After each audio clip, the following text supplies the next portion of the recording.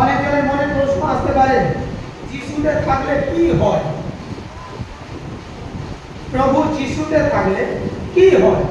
বা এরকম অনেকজন তোমাদেরকে প্রশ্ন করে। তোমাদের অনেকে বলতে পারে, অনেকে বলতে পারে না। কেন প্রভু যিশুর কাছে যাবো? কি বৃত্তান্ত? আমি কেন এখানে আসবো? আমি কেন যিশুকে প্রভু বলে গ্রহণ করবো? এই বিষয়গুলো আসে আমাদের মনে, তাই না? একটা টপিক আমি বচন দ্বারা এই প্রশ্নগুলোকে ভাঙবো। এই প্রশ্নের উত্তরগুলো তার বচন দ্বারা আমি দেখবো যে আজ পরমেশ্বর এই বচন দ্বারা আমাকে কি বোঝাচ্ছেন, আজ পরমেশ্বর আমার জন্য কি বার্তাকে পাঠিয়েছে, এটা দেখার আছে আমাকে। তাই আমি মেন জিনিসটা লিখবো এখানে, প্রভু যিশুতে থাকলে কি হয়। গীত সংহিতা 91, কোনো খ্রিস্টান কেউ লোকটা 91 যত বচন, আজ ওই একটা ধরে বচনই আছে। 91:10 শুনবো। 91:10 তোমার কোনো বিপদ ঘটিবে না, কোনো উৎপাত তোমার তাঁবুর নিকটে আসিবে না। আমিন। হালেলুয়া। কতজন শুনতেছে প্রচারকে? বাইবেল বলছে তোমার কোনো বিপদ ঘটিবে না। আজ যতজন আমাকে শুনছে, আজ আত্মা বলছে তুমি যখন যিশুকে প্রভু বলে মানতেছ, যখনই প্রভু যিশুর কাছে আসতেছ, যখনই তার কাছে প্রার্থনা করতেছ, বাইবেল বলছে তোমার কোনো বিপদ ঘটিবে না, কোনো উৎপাত তোমার তাঁবুর নিকটে আসিবে না।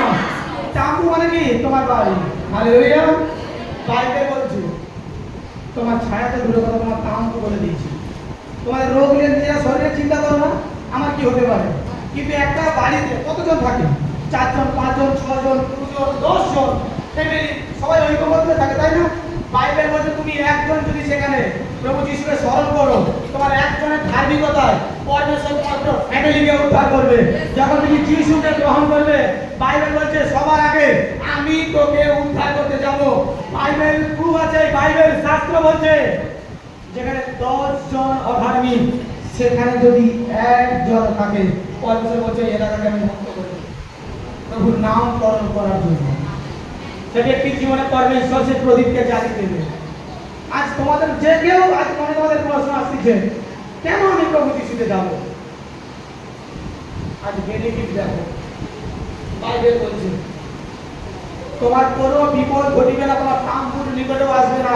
আজ আমাদের বাড়িতে যতজন এখানে বিশ্বাসী সন্তান আছে, প্রত্যেকজন কেউ অস্বীকার করতে পারবে না, প্রত্যেকজনের কিন্তু দেওয়ালে পিঠ থেকে যাওয়ার পরে আসছে প্রভুর কাছে। তার আগে বিশাল চক্কর সবাই কাটছে, কিন্তু প্রভু বলছে যেখানে সবাই না বলে দিয়েছে আমি খ্রিস্ট তোমার জন্য দাঁড়িয়ে আছি। আমি শুধু তোমার জন্য চিন্তা করি তা নয়, তুমি এখানে আসতে বলে তোমার জন্য শুধু চিন্তা করছি তা নয়। শাস্ত্র বলছে তোমার বাড়ির জন্য পরমেশ্বর চিন্তা করছে।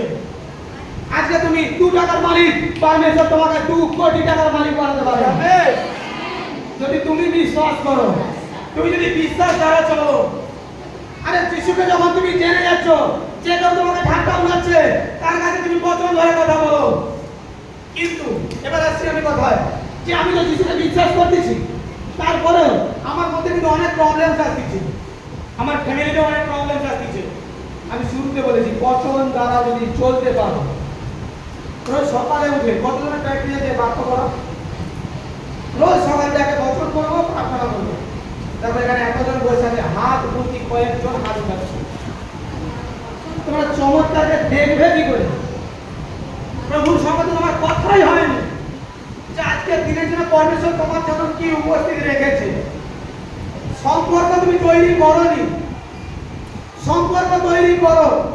তুমি তো জানো আগে যে কোনো ব্যক্তির সঙ্গে যখন আমরা মিলামেশা করতে যাই, মিল করতে যাই, কুটুম্ব আত্মীয়তা করতে যাই, তার বিষয় কিন্তু আমরা আগে জানার চেষ্টা করি।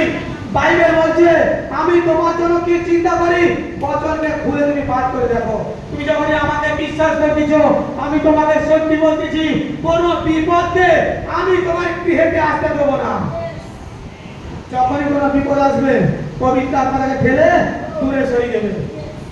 আর কতজন তার বিপদকে দূরে সরাবে? কতজন বিপদকে দূরে সরাবে?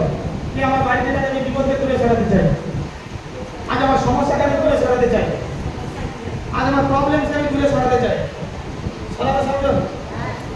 সরাবে? প্রত্যেকজনের হাত করো। আচ্ছা আমি ওই দিনে বসে যাও, সরে আজ বিপদ যাবে, যাবে কি যাবে না? আজ আমি প্রফেসি করছি, যতদিন বিপদকে সরাচ্ছ প্রভুর মহিমাকে দেখবে। কারণ যিশু নাসরি নামে ভয়ের বিপদ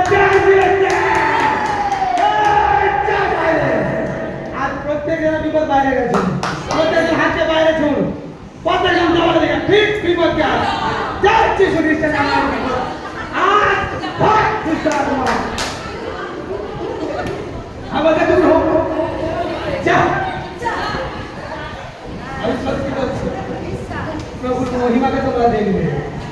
যতজন বিপদকে ফেলে বার করে দিয়েছিল, বিপদ আর আসবে না।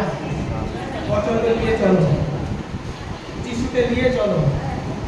যিশু তোমার সঙ্গে আছে, যিশু তোমার মধ্যে আছে। কোথায় কোথায় খুঁজতেছ? এখানে খুঁজো, এখানে একটু খোঁজো। যেমন দেখবে একটা কুকুর, সবুজ সবুজ ছোট ছোট একটা কি একটা হয় না, হদ না একটা হয় না, হয়। ওই পুকুরটাতে কতটা গভীর তোমরা বুঝতে পারবে যতক্ষণ না কোনো লাটাই দিয়ে ওই মাপ দিচ্ছ। ওই পুকুরটার জল কতটা ফ্রেশ আছে, যতক্ষণ ওই হদটাকে তোমরা সরাচ্ছ ততক্ষণ তোমরা জানতে পারবে না যে কতটা ক্লিন ওই জল। তোমার মনের মধ্যে এখান থেকে ওই কুচিন্তা ভাবনাগুলোকে যিশু নাসরি নামে সরিয়ে দাও আর ফ্রেশ প্রভুর প্রেমকে এখান থেকে উৎপন্ন করো। আর দেখো প্রভুর বাণী তোমার মধ্যে স্থাপিত করবে, প্রভুর বাক্য তোমার মধ্যে স্থাপিত করবে। প্রভু যিশু যে বাক্য দিয়েছে সে বচন তুমি নিজে নিজে ভাবতে পারবে। আজ তোমার বিশ্বাস করাতে আগামী দিনে তোমাদের ছেলে মেয়েরা বড় বড় পজিশনে কাজ করতে যাবে। আজ তোমাদের বিশ্বাস করাতে তোমার বাড়ি থেকে তোমার এলাকা, তোমার যে বাড়ি যে এরিয়া আছে না, প্রত্যেকের বাড়ির এরিয়া আছে, ওইদিকে সবাই কিন্তু খুব চতুর আছে। এরিয়া ছাড়ছি না ভাই, তোমার এরিয়া থেকেও প্রবলেম গায়েব হয়ে গেছে যিশু খ্রিস্টের নামে। দেখো যখন আমি ওই বিপদকে ফেলি, আমি দেখেছি এখন কটা বাজে 2:35, বাড়ি থেকে চেক করবে, বাড়ি থেকে চেক করবে এই সময় কারো কারো বাড়িতে কিছু মহিমা হয়েছে আমি দেখেছি। যখন আমি এইভাবে ঠেলে ঠেলে নিয়ে যাই আমি দেখেছি কারো বাড়িতে কত চমৎকার হয়েছে। বাড়ির পাশে যদি কোনো বড় বৃক্ষ থাকে, কোনো না কোনো হয় ডাল ভেঙেছে, মানে ডাল পচে পড়ে গেছে। এরপরে টাইম কখন দিলাম? 2:35, বাড়ি থেকে চেক করবে যারা বাড়িতে ছিল। বা যদি কাউকে যদি দুষ্ট আপনার প্রভাব থাকে, তার হঠাৎ করে তার মনের মধ্যে কেমন এভাবে ধপধপ করেছিল, চেক করবে এই ভবিষ্যৎবাণী। আমি এমনি করে ঠেলে দিই, আমি এখানে ইয়ার্কি মারার জন্য নেই, তোমাদেরকে সেই টেকনিকের উপর শিখাচ্ছি। আর যিশু খ্রিস্টের নামে কিছুটা তো আনন্দ দিচ্ছে আমরা, তাই না? এটাকে বিশ্বাস করো আর বাড়ি থেকে জিজ্ঞেস করো। এবং আমাদের সাক্ষী এসেছিল যখন আমি গুগল মিটে, এটা গুগল মিটে নয়, আচ্ছা এটা সম্ভবত আমাদের মণ্ডলীতে আমি মিটিং করছিলাম, আমাদের মণ্ডলীতে শাখায় মণ্ডলীতে। আর সেখানে ওই টাইম আমি হিলিং করেছিলাম আর প্রফেসি করেছিলাম। তোর বাড়ি থেকেও আছে দুষ্ট আত্মা রুগী আছে, যা অল্প থেকে দুষ্ট আত্মা সরে গেছে। সেই ব্যক্তি আগামী সপ্তাহে সাক্ষী দিচ্ছিলেন যে প্রফেসি যেই টাইমে প্রফেসি করেছিল সেই টাইমে আমার মেয়ের মধ্যে থেকে দুষ্ট আত্মা বেরিয়ে গেছে যিশু খ্রিস্টের নামে।